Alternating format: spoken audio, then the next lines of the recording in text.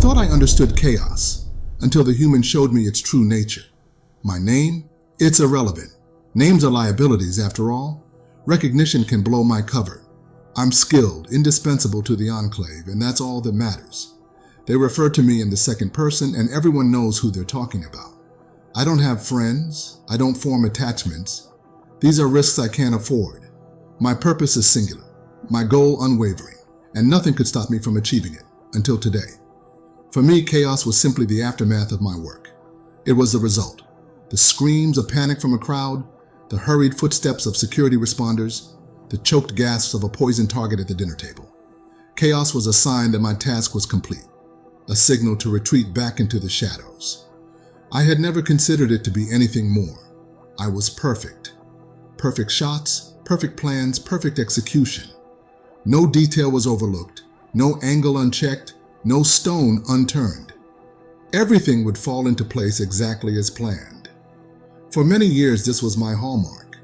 The only evidence of my presence was the meticulous precision of my work. There was no one who could match my foresight. I was a ghost, a shadow, leaving nothing but fear in my wake.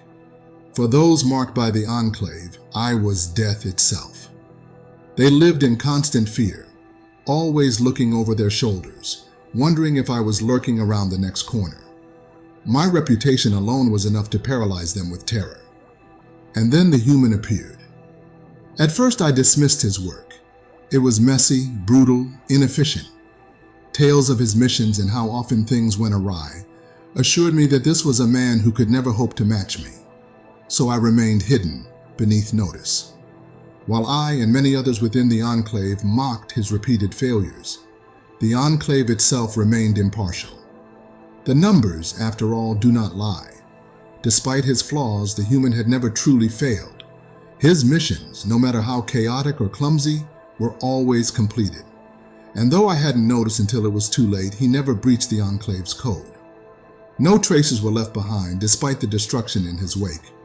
It wasn't until the Enclave assigned me to my first ever dual mission that I realized my mistake. I was outraged. Pairing me, the most perfect, deadliest assassin in the galaxy, with this uncontrolled, temperamental fool. Surely I could complete the task on my own, without incident, without failure, without a single mistake. But then the Enclave spoke words I would never forget. His record is better than yours. The shadowy figure spoke in unison, and my world shifted. How could that be? My record was nearly perfect. Only one failure on my very first assignment before I had achieved perfection. That failure had driven me to the top.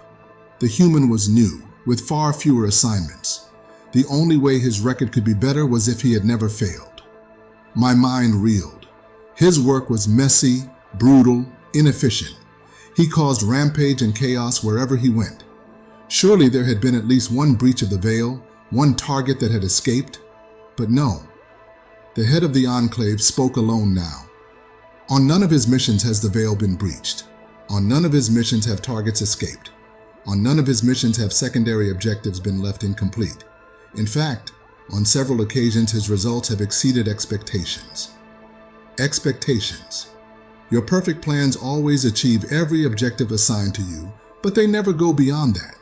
You follow orders to the letter and nothing more. You are a tool, a perfect one, but still just a tool. He, on the other hand, is loyal. He understands our mission and pursues our ambition, even without explicit commands. We believe that no hands are better suited to further the goals of the Enclave than his. For the first time in many years, I was left speechless, unable to craft a proper response. This human, this walking maelstrom of chaos, this undisciplined brute, was better than me? Superior? I couldn't accept it. I couldn't comprehend it. How could leaving so much to chance, so much to uncertainty, possibly be superior to perfect calculations? How could it possibly outperform flawless predictions? I had to know. Quickly, I utilized my augmentation to review his record in far greater detail than I had ever bothered with before. I needed to understand what the Enclave saw in him. It didn't take long for the truth to sink in. They were right. My obsession with perfection had clouded my judgment. He was perfect in a way I could never hope to be. He didn't rely on calculations or predictions. He didn't need to craft a perfect chain of events. He embraced chaos, wielding it as his tool. Panic was his cover, destruction his favored weapon. By creating possibilities rather than eliminating them, he gave himself the freedom to adapt, the versatility to respond to an ever-changing situation. I eliminated possibilities, trapping my targets like a perfect game of chess, their demise evident from the very first move. But he didn't play chess. He flipped the board, detonated the holographic projector, and used the shrapnel to blind his opponent.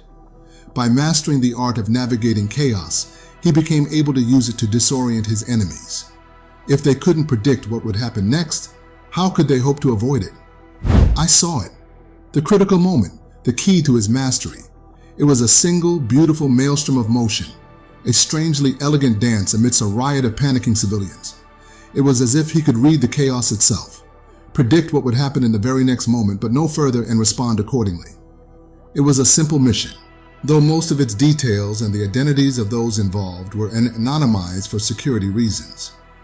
A political body was holding a meeting to discuss some matter or another, and the Enclave had marked the head speaker for death, a speaker who had to die during the Congress. If it had been me, this would have been an easy task. I would have identified a perfect angle of fire and used a high-caliber ballistic round to punch through the typical anti-energy defense barriers. Of course, I would have spent hours planning my entrance and escape, sabotaging key points so that security responders would always be several steps behind. By the time the first officer reached the location where the weapon was fired, there would be nothing left for them to follow. But he did none of this. Identifying him by his body language, I watched as he simply walked into the crowd of civilians attending the meeting. He threw a high explosive device, instantly killing the speaker and several others nearby. I wondered briefly how this wasn't a breach of the veil. If even one of these individuals escaped, their memories could be analyzed, almost certainly identifying the source of the explosion within the crowd. Not to mention the cameras, one of which I was still watching. But I quickly learned why. He did have a plan. As the explosion detonated, every door and window locked, sealed tight. The entire chamber was trapped. He became a maelstrom of violence, weaving through the crowd like a predator navigating a coral reef. He manipulated the chaos of panicking civilians and security officers as if he had known them all his life. Nearly 80% of the casualties were caused by forced actions, as the panic he induced led to a chain reaction of deadly outcomes. The chaos he unleashed was devastating. Friendly fire or trampling accounted for nearly 80% of the casualties. The remaining 20%? Those were his doing, eliminating individuals who at first seemed random but were actually key targets. He picked off those attempting to undo the security lockdown, those trying to rally the officers, those who had identified him and were about to take aim, and even those with the presence of mind to grab a communicator and call for help. He used every item and object in the room to eliminate at least one target. There wasn't a chair left unbloodied. As the numbers dwindled and the survivors began to realize their peril, the chaos transitioned into an almost choreographed performance. His fighting style was perfect, not unlike the techniques I practiced, as he swiftly eliminated the few who remained. It was then that I understood what I was witnessing, the Lauren Massacre. No one truly knew what had happened that day, only that an emergency lockdown had been issued. By the time responders managed to break through and enter the chamber, it appeared as though everyone inside had murdered each other. Bullet wounds from various calibers, improvised weapons scattered about, but no signs of chemicals, toxins, or pathogens. It was as if they had all gone mad. Eventually, the authorities attributed it to an anarchist group that supposedly had dozens of members present at the time. All who survived outside the group were arrested. This was just one incident, one where his chaotic methods were particularly unsettling. But his chaos extended far beyond mere panic in a crowd. In one mission, he collapsed an entire building and danced among the falling rubble as he moved from target to target. In another, he boarded a vessel during an active military engagement, eliminating a strategic officer while navigating the already existing chaos of battle as if it were his own creation. The officer perished, along with most of his command echelon, and soon after the entire fleet. Yet it was attributed to the enemy they faced, as if they had simply emerged victorious. Nothing remained in his wake, not like the chaos that was often left in mine. The panic I caused served as a warning, a message to those who were marked that they were not safe. But he left no messages. Aside from incidents like the Lauren massacre, his work always seemed inexplicable. Random disappearances with no apparent cause, or freak accidents that no one could have predicted. No one even realized they were being hunted. No trails led back to him or the Enclave. If any sign of intentional murder remained, it was always a red herring, a false trail. The chaos that would normally be a messy loose end, threatening to breach the veil, instead served him as an impenetrable cover. With so many uncertainties, so much left to chance, who could ever say for certain what the true cause of death was? I knew then that the Enclave was correct. He was truly superior. For all my calculations, predictions, and foresight, I had failed to see the value of chaos. But now I understood, and now I sought to learn from the master himself, to learn how one can come to predict chaos and dance with it. "What do you mean, dance with chaos, cockroach?" He scoffed when I approached him. "I just do my job. Doesn't matter if things go sideways, as long as I get the job done and leave nothing of me behind. The job starts, and no one knows who I am. The job ends, and no one alive knows who I am. Anything in between doesn't matter. If I happen to take out a few extra targets along the way, well, that's just bonus pay. That's all I care about. Calculations, predictions? No, I don't do none of that. I just go with the flow, you know, even if it means a bit of overtime." Perplexed, I probed further. "But how? How do you manage to perform such feats without predicting what happens next? The way you move through crowds, the way you turn random objects into deadly weapons, perfectly suited for the task at hand at a moment's notice. It seems like you must have found a way to orchestrate the chaos, to guide it." "Now hold on there, Mosquito," he said, holding up a hand to stop me. "I don't do no guiding, understand? I go with the flow. I'm the one being guided, you dig? I let the wheel of fate take me where it will and make out with Lady Luck. Things work out because they do. Because I'm just that good," he says, exuding an infuriating confidence. "Sounds to me like you waste a bunch of time fretting over the little stuff. But that don't matter, none of it does. End of the day, as long as the big stuff is taken care of, everything else will work out. Let the chips land where they may." I struggle to understand. "How? How do you know it will work out? What gives you such confidence?" I must press further, must learn the secret he so clearly keeps hidden. "Technically, I don't," he says almost casually. "But I don't need to, you dig? That's the beauty of it. That's just how logic works." "Logic?" I respond, latching onto the first true clue he's offered.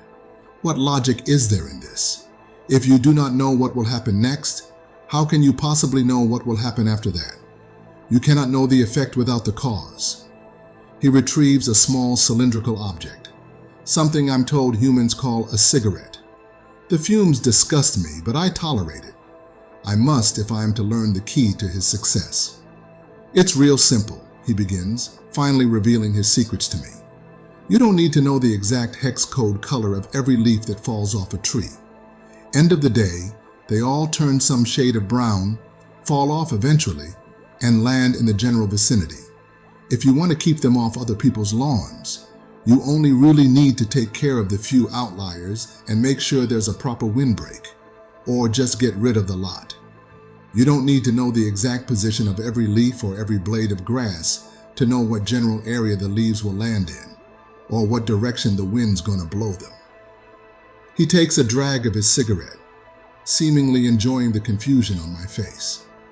Lots of people think of cause and effect like a big old tree of timelines or possibilities, branching out towards infinity with every small detail or step.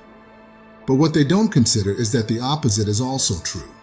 You can flip it around and realize that there are many ways to skin a cat. The path you take don't matter, only where you end up. As long as you know where you're going and get there, everything else works out somehow. He pauses, letting his words sink in. I just make sure I'm going to a spot where the job's done, No one's left who knows I did it, and there's nothing left around to tell the tale. Sometimes that means I weaken a beam holding a heavy object and walk away. Sometimes it means I lock down a room and kill 100 people. Sometimes it means I collapse a building or detonate a bomb on the command deck of a starship. Circumstances don't matter, only the results. I don't understand, I admit, bewildered by his logic. He speaks as if he can simply see every possibility, know the entire field of outcomes, and choose the one he desires. How does he know which leaves are the outliers? How does he know when and where the wind will blow? How does he determine when it's appropriate to get rid of everything and when it's not? I open my mouth to press further, but he interrupts me. Hush now, it's almost time. Remember what I told you, don't fret the small stuff. Just get the job done, yeah? His command silences me, and I obey. Were it not for the mission at hand, I would have ignored him. The target is a high-profile political leader of a faction the Enclave has deemed no longer useful. The assassination is to be carried out from an extremely long distance, literally 10 kilometers away. It's impossible to approach any closer without leaving a trail or being spotted. The target is surrounded by a cordon of armed response craft, ready to deploy personnel at the first sign of intrusion. I tried to formulate a plan, but the Enclave was adamant that the human be given command authority. I was to be his tool, the one holding the electron beam caster, a weapon of utmost precision, custom-made for long-distance assassinations like this. Though this distance would be the furthest in recorded history, I've made shots like this before when practicing my craft. Electrons are more precise than ballistic weapons, but they're not perfect. I'm likely the only one in the galaxy capable of accurately calculating the exact effects of electromagnetic dispersion along a path this long. My diligence, skill, and augmentations turn my mind into an organic fire control system, unbound by rigid computational protocols. I am capable of making thousands of complex calculations per second and projecting holographic simulations of the flight path onto my subjective visual field. In other words, my task is to kill the target. My task is to take the shot, while the human's responsibility is to get me into position and extract me when the job is done. I take aim the moment approaching. The target will have to briefly leave his protective fields to transfer to a transport vehicle. I focus on a one-atom-wide gap between the static fields of the structure and the mobile fields of the vehicle. Even for me, this is a difficult shot, but I know I can make it.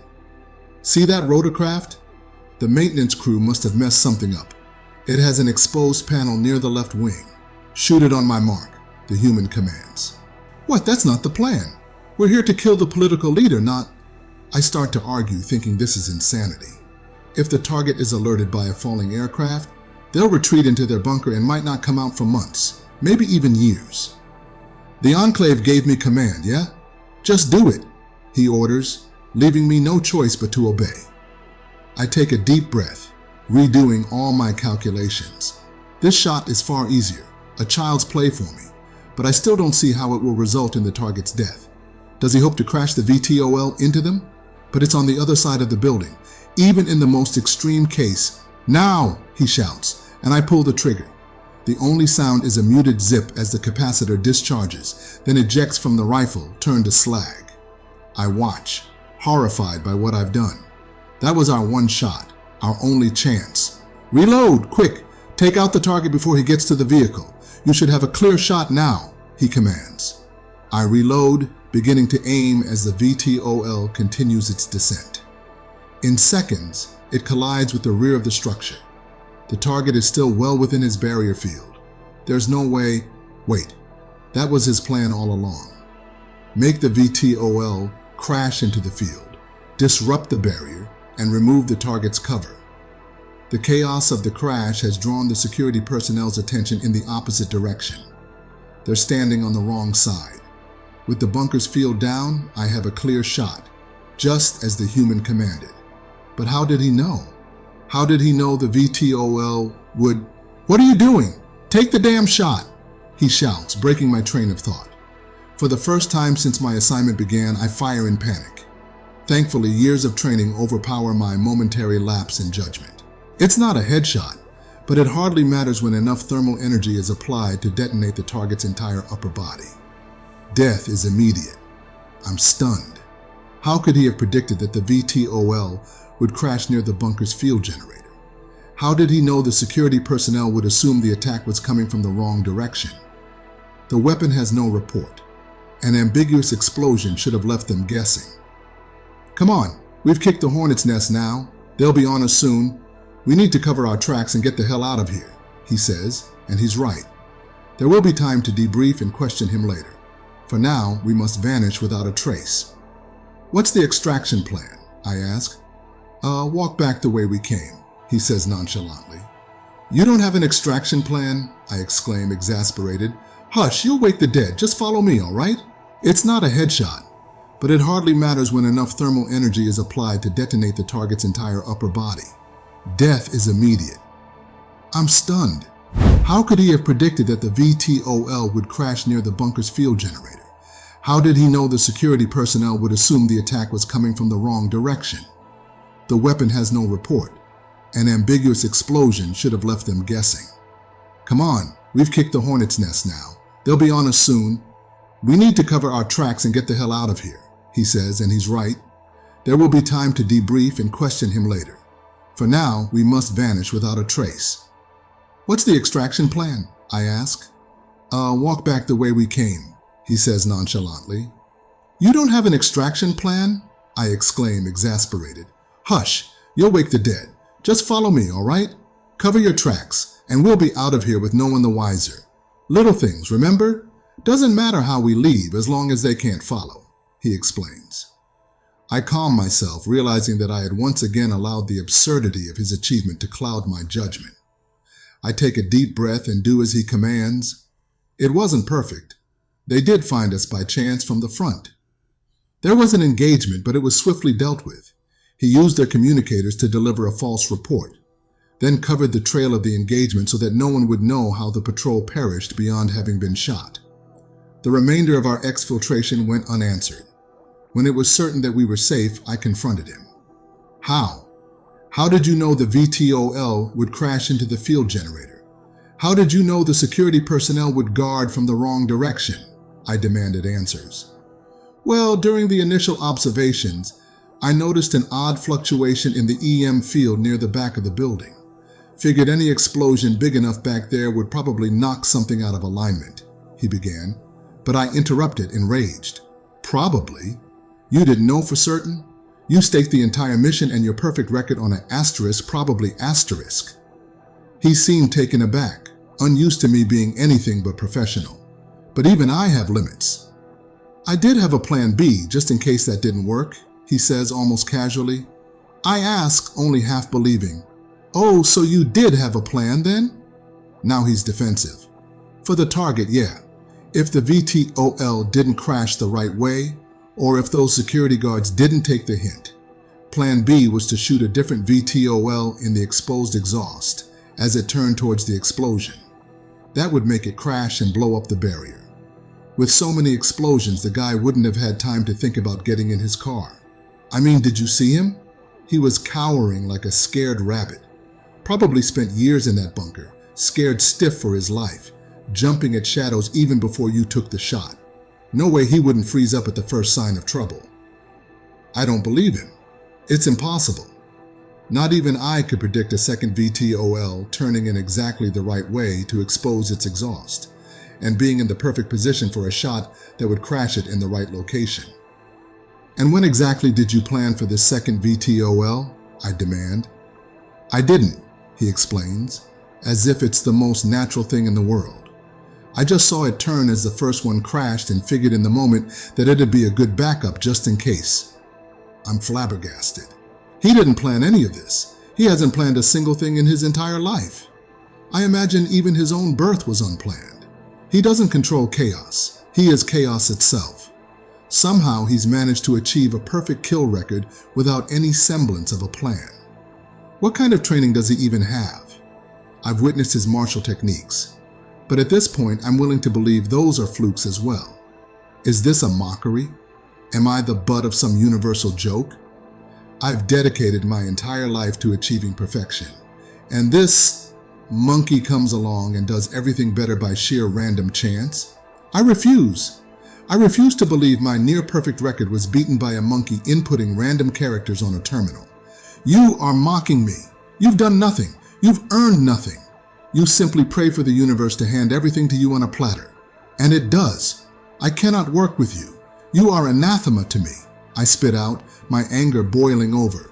Whoa, whoa, whoa, slow down there, buddy, he says, throwing up his hands. I ain't mocking you. Look, yeah, I don't exactly spend every waking moment of my life planning the next hit. Yeah, I do rely a little bit on luck, and yeah, it probably works out more often than it should. But you gotta realize something, man. This is the whole point I was making earlier. The little things. If that backup plan didn't work, I'd have made a new one. And another one after that. I'd have kept trudging on until the job was done right. As long as we're stepping in the right direction, we'll always get to our destination. And as long as our destination is the right place, it'll all work out. He's trying to placate me, but his words only confuse me further. You expected failure? You expected the target to retreat into unreachable safety? What was your plan then? What would you have done if I had missed and the target had retreated back into the bunker as the barrier reestablished itself? Fight through 10 kilometers of military cordon? How could that possibly not breach the veil? Would you get rid of the lot? Just kill an entire army? I shout, my voice venomous, confident now that we cannot be heard in the depths of this forest as we await our transport. Well, I mean, if that, he stammers, then stops himself. No, what I meant to say is, fine, I don't know. I don't know what I would have done. Maybe I can't fight off an entire damn army. Yeah, I know I've been lucky, luckier than I should be. I mean, you've got 2 decades of perfect contracts, and I've barely been here a year.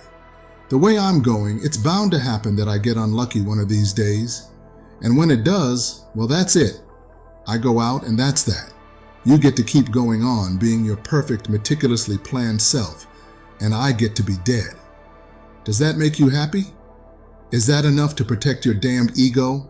He spits back, his words hitting harder than I want to admit. He's right.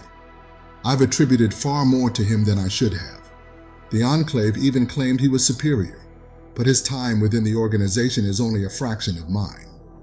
What then was the purpose of all this? Why assign us together? Why give him command and not me, his senior? Why does this matter so much to me? I have no name. I have one purpose. Titles don't matter to me. So why does this? Why does he? Why does the idea of him being better provoke me so? I deflate, literally. My lung sacs empty and my exoskeleton partially collapses. For the first time since I was a hatchling, I cry. I, the deadliest assassin in the galaxy, break down in front of this man. He places a hand on my upper right shoulder and tries to apologize. Look, dude, I'm sorry. I didn't mean to make you cry. Female, I choke out. What? He replies, trying to confirm what he just heard. I am a female. I am not a guy or a man or a dude, I respond. I know my species is visually ambiguous, a fact that contributes to my anonymity, but at this moment I don't care. Well, sorry anyway. Look, I get it. Miss... He fumbles with the words, unsure of what to say next. Under normal circumstances, I might have tried to kill him for even asking, but I'm too drained to react. I have no mate. I am alone, I state flatly, as my tear ducts dry up and I descend into a depressed silence. Miss then. Look, miss, I get it. You worked hard to get to where you're at. You put in a ton of effort, and I see that. I didn't mean to diminish the value of what you do. I mean, hell, you just made the longest shot in history. I couldn't have done that. Not in a million years. As much as you find how I do my work unthinkable, to me you're just as impressive. I mean, holy hell, 20 years of perfect jobs. Literally never missed. I've heard the rumors from the other assassins. Your head is like a supercomputer. Better than that even. You can see and predict things I would never guess. If I had that kind of power, I'd be doing things the same way you do. But I don't. I'm just a guy. A normal dude with a bit of ex-military experience who read a bit too much into the shadowy underbelly of the GFED and got roped into this nasty business. I gotta work with what I got. And it just so happens that I'm pretty good at it. You shouldn't let that get to you. It doesn't mean your way of doing things is wrong, and it doesn't mean my way is the only right one. Paths, remember? Everyone's got one. It just so happens that ours are quite a bit different, but as long as we both end up in the same place, I know what he's going to say next, and I finish the sentence for him. It will all work out in the end. Somehow he succeeded in calming me. He's right. I shouldn't hold myself to his standards, nor should I hold him to mine. There's no such thing as a universal tool. Each weapon has a purpose for which it was designed. Perhaps this is why the Enclave assigned us together. They believed this task required two different tools of different sorts, my precision and his unpredictable versatility. He is an expert in chaos, so when chaos is inevitable, they call upon him. If a steady, measured hand is needed, they call upon me. In this case, both were needed. Together we make up for the flaws in the other, flaws I didn't even know I had. Together we are unstoppable. This is why the Enclave gave me this assignment. They wanted to show me the error of my thinking, and I have learned. I have learned the value of chaos. This concludes our exploration into the minds of assassins. If this story of precision versus chaos intrigued you and made you reflect on the value of different approaches, show your support by leaving a like. Comment with the word chaos if you believe in the power of unpredictability. And don't forget to subscribe if you appreciate stories that delve into the unexpected. Your engagement inspires us to bring more tales like this to life. Thank you for joining us on this thrilling journey.